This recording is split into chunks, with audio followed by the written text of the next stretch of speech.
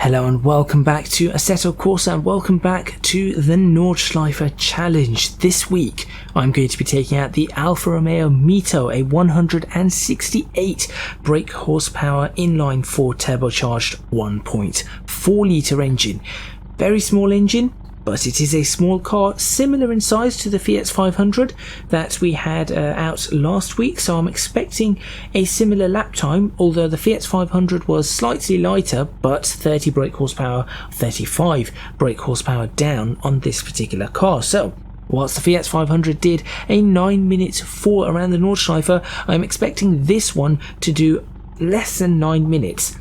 As I did last week, I'm going to be doing some practice laps available on Patreon, so if you want to support me there, do go check out the link in the description box, followed by the proper laps that you are going to see in a couple of moments on screen, where I'll try to maximise the most out of this car and talk about some of the things that I have found, what I do like, what I do not like, and then just see how fast I can go. So make sure you stay tuned for episode 2 or video 2 or whatever it is, car number 2 on the Nordschleife challenge, and it's had to be an Alfa Romeo.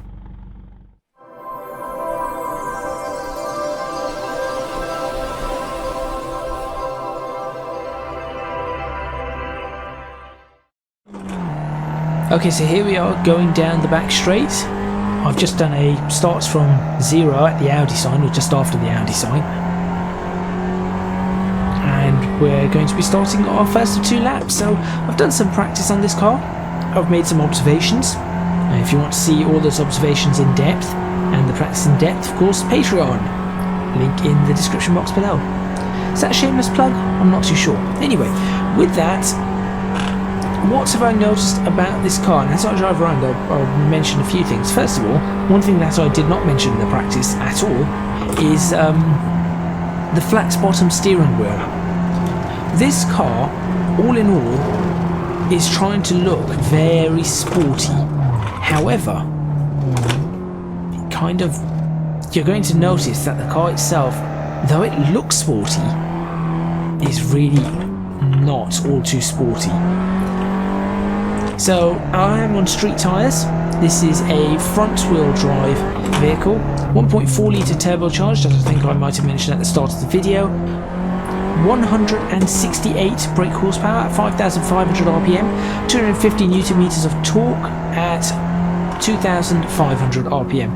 The car weighs 1,220 kilograms, top speed of 138 miles per hour, and to be honest, it does not feel any faster than does not feel much faster than the Fiat 500. And it certainly does not feel anywhere near as exciting, and the reason being is that this car has, one of the reasons I think, is the tyres on this car. So we've got 17-inch wheels on the front, 18-inch wheels on the back. Why, I have no idea. This is a front wheel drive vehicle. What's more curious is the next stat that I'm going to give you. 2 1.5s on the front, where you've got the power all going through, and 2 2.5s on the rear.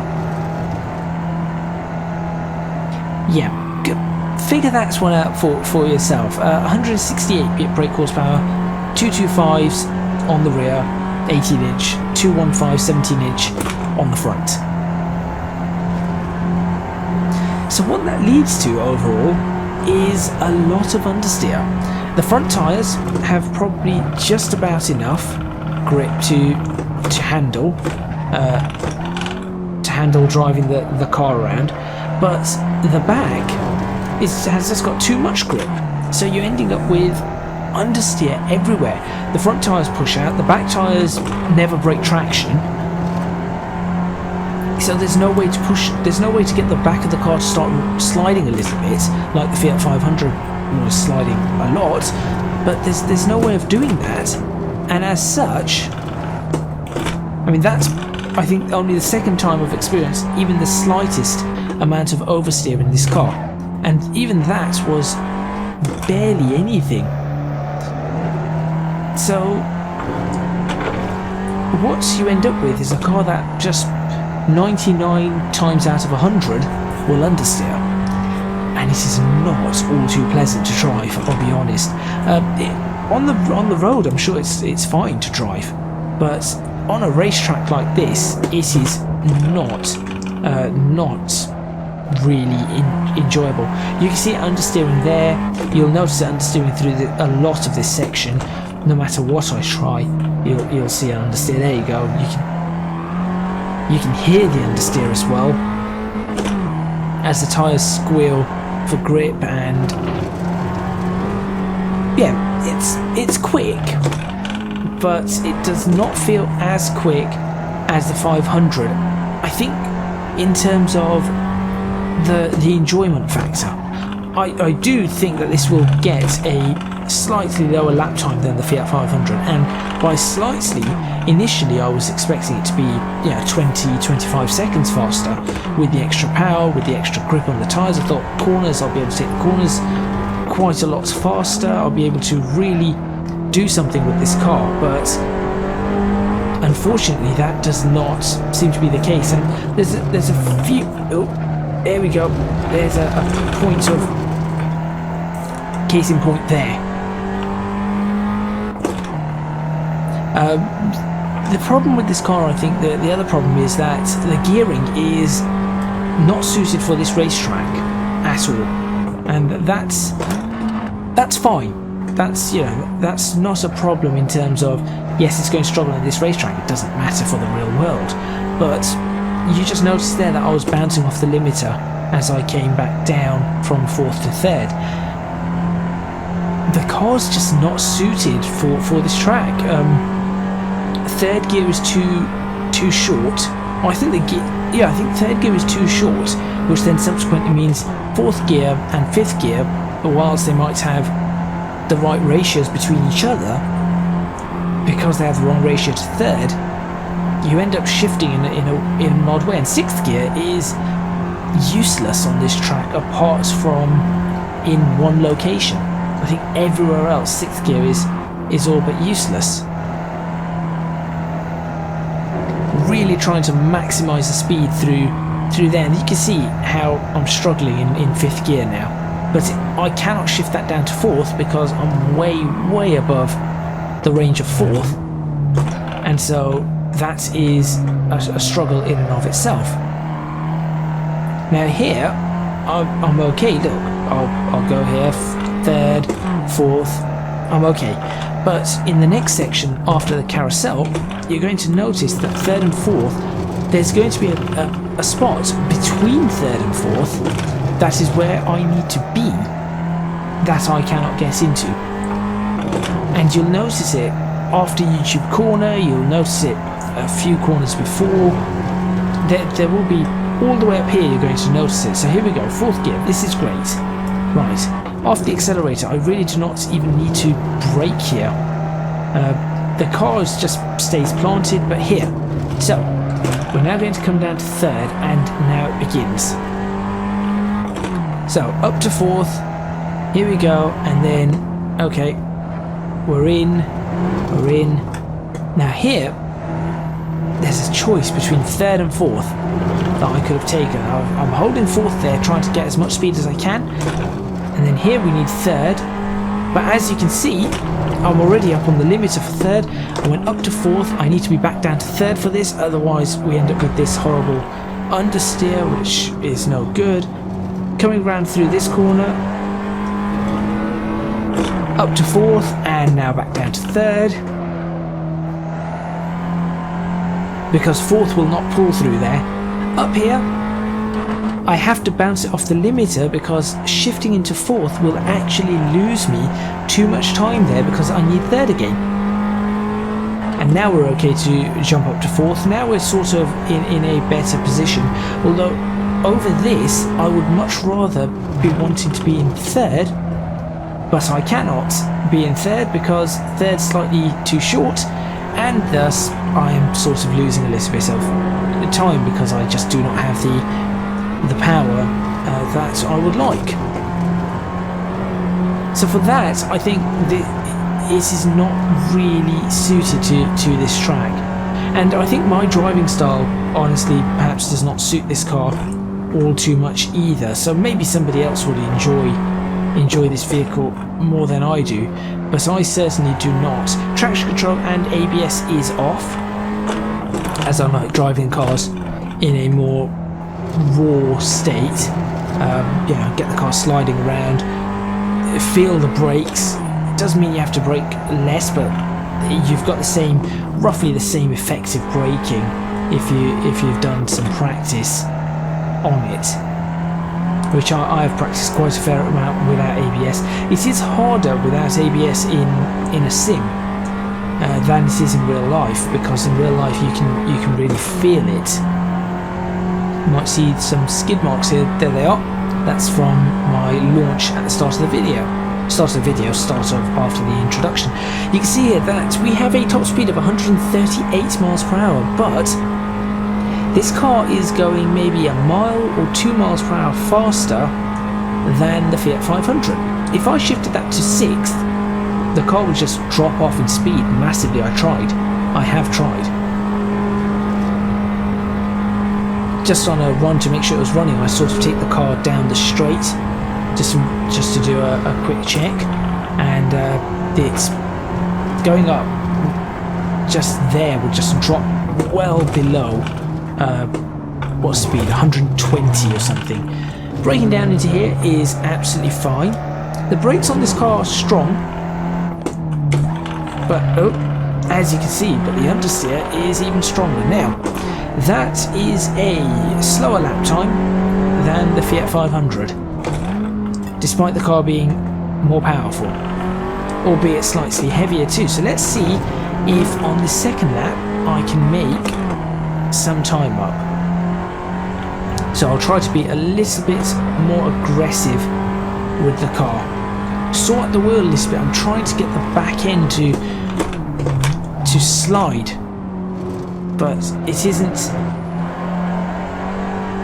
It really does not want to happen.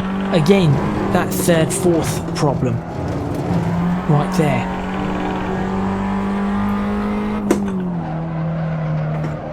You might have just heard again, I was just on the limiter on that one. I should be able to get a little bit more time. I think I've gained some time through all of that, but coming up here I should be able to get a little bit more time out of this too. The problem is the understeer, and I'm fairly on the limit there. I could probably take another 1 mile per hour out of that one. This is the only place 6th is useful, because it allows us to get up to almost 130 miles per hour, which is a lot faster than the Fiat 500 managed to get round here too. Wide through that corner. Not too bad though, going wide through there. Allows you to hold some amount of speed, but again, it's just the understeer that's not ideal. Right, turn it in.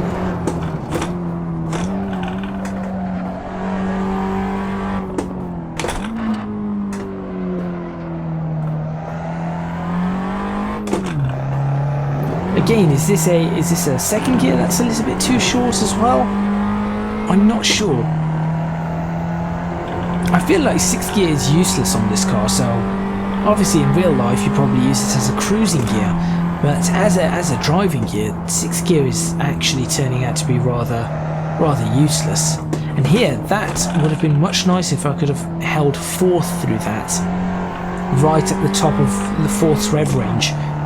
That would have made sense to me, but obviously that is not the case in this car. The car does not feel all too sporty. I mean, it is obviously, it's got some of the sports qualities in terms of carbon fibre, and you've got the flat bottom steering wheel, and it's got a decentish body kit and all that kind of stuff, and it isn't a incredibly slow car, it just does not feel very alive. It feels too safe, and I'm not sure an Alfa Romeo is supposed to do that.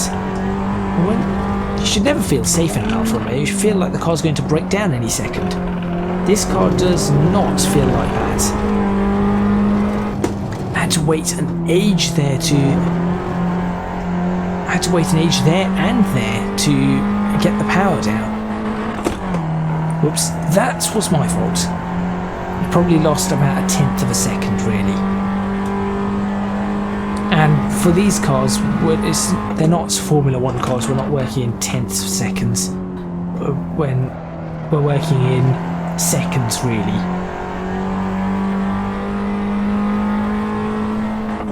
If you're looking at any car, and if they're within a second of each other, then you could say that could just be the driver on the day. It just feels like that, and it's very easy to get that second out of the car. Right, again, that fourth gear I feel like should have been just a bit higher up, maybe up to about 110 miles per hour, because then I could have held fourth through this entire thing, not fifth. And as you can see, fifth is not doing a great job. It's off the accelerator and straight back on. That's just getting off the accelerator there allows enough to just turn the car in. Understeer there. Did not even reach 100 miles per hour.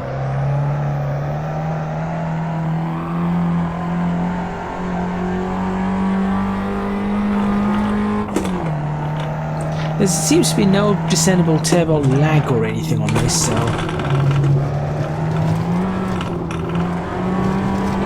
it's not great into the carousel there.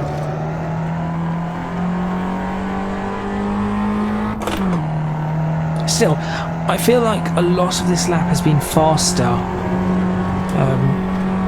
earlier on, so I'm hoping that helps with the rest of this lap. Right, touching that curb is dangerous on the right hand side.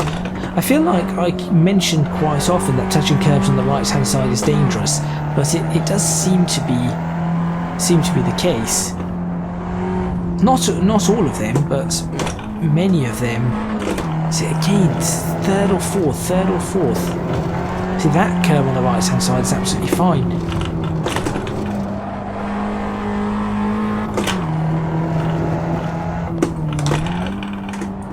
See, fourth, back down to third. I was going to say go Ford. No, Ford's not right. This is an Alfa. And the understeer, I absolutely dread. Sorry, people taking virtual photos in a virtual title for virtual YouTube. And again, bounce off the limiter. There's just no point jumping into fourth there. It's a bad time to do that. Okay, we're coming up towards the close of the lap.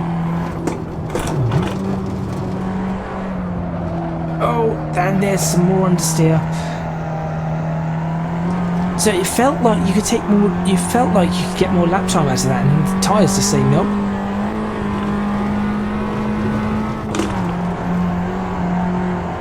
This section's okay. I remember my early days on the Nordschleife in Gran Turismo 4. I could not get that corner right because it was blind. I'd come over that curb or I'd come over that crest and just go straight across that grass, over and over and over. That also shows you how many laps of the Nordschleife I've done. Gran Turismo 4 is when I started, and I've taken out. I remember the first car I took out on this actually. It was an Audi 1998 Audi S4. Was the very first car I took out on the Nordschleife, and I have a picture of it because Gran Turismo 4 had a photo mode, and I have a picture of an Audi S4 1998 S4 2.8 litre Quattro. That's the first car I took out on it. The best car I've taken out on this, or should I say the most insane car, I think, is the Pagani Zonda R. That is the most insane car I've taken out on this. The most enjoyable car I've taken out on this is probably one of the Formula 1 cars. But the most enjoyable road car, Ferrari F40. First time I took that car out on this was in Gran Turismo 5. And I got to Hatzenbach and the car slid quite significantly. That was really, really good. Looks like 6th gear is just not even useful at all, even down that straight. Okay, 53, 54, can we get a sub 9 minutes on this? Might be possible. No, it isn't. It's a 9 minute 2 point. So, about 2 seconds. About 2 seconds for this car with the extra 30 brake horsepower. The car just understeers a lot. But hopefully you enjoyed that video. If you did, please remember to hit the like button and subscribe to the channel. Make sure you hit the notification bell as well to make sure you know when new episodes of this Nurburgring Nordschleife, or just the Nordschleife challenge, are released. Also, if you can do so, please do consider supporting me on Patreon. www.patreon.com/ECGadget. Your support would be massively appreciated. It would really, really help me out. Also, you can find me on social media at ECGadget LP for both Twitter and Instagram. Let's have a quick peek here at what the other lap time was, so I can give you a proper comparison. So it was a 9:02.59, wasn't it? And the Fiat 500 did it in a 9:03.59. 1 second. A 1 second difference between these two cars. Which one would I go for? Honestly, I think the Fiat 500 Abarth was a much, much more enjoyable car. Thank you very much for watching, and I'll see you next time in Assetto Corsa for another round of the Nordschleife challenge.